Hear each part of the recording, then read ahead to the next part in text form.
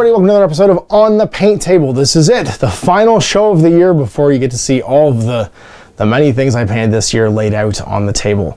I'd hoped to get more painted this week, but it ended up taking 6 hours to pull out and put away and shoot the video for all of the miniatures that I painted this week, and that was my one day in the studio where I could have actually built and painted something. So yeah, it was a rich, full week. I hope you enjoy that video next week because it took a long time to shoot. I did get a couple things painted, added some stuff to Adeptus Titanicus. So let's take a look at it right now.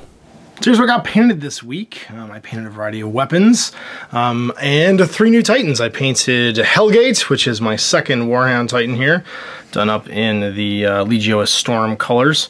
Fully magnetized, so his arms pop on and off. And I painted up the 6 remaining arms from my first box of Warhounds. So I now have the ability to basically arm them however I feel like.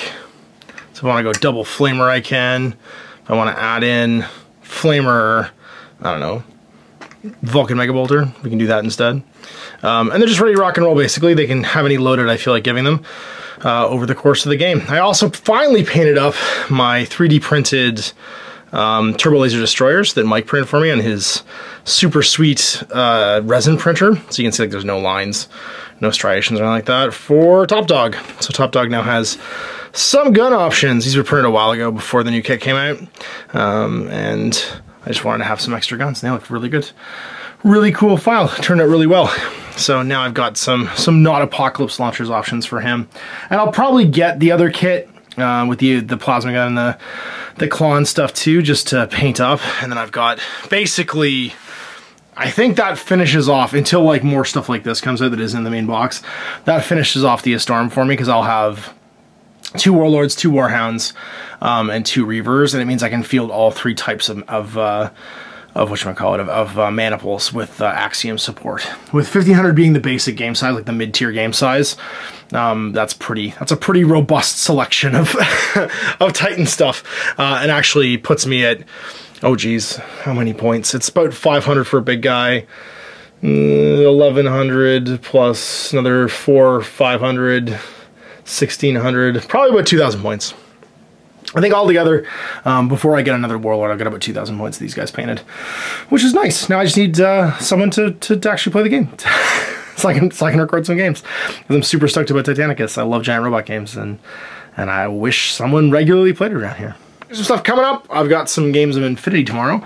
I'm playing with Spud and Owen, so I'm painting up some more Varuna stuff, in addition to an HVT that they can have in the game. And then I'm also painting up my Dreadfort Captain, to just stand and go with my Night's Watch and stuff, and just to test my color scheme for all of my my House Bolton folks. And then I'm really stoked to check this out. This is a new game called Moonstone. It has a 2-player starter set with it's basically a fairy tale, apocalyptic fairy tale game.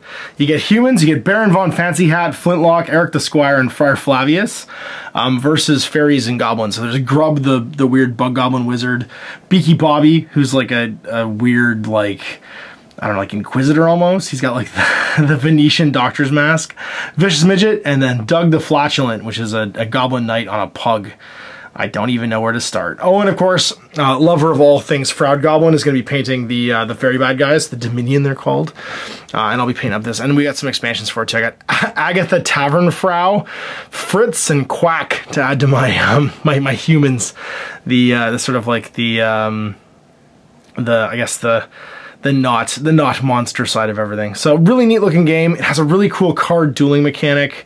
And is played on a 3x3, so it's a kitchen table size game. So not only am I stoked to paint these because the models are super nice, but the gameplay looks super unique and stuff too. So this will be coming soon. Look for it on Tuesday for a Let's Play, and yeah, we'll see it on the paint tables pretty soon. So there you go, 885 miniatures painted this year.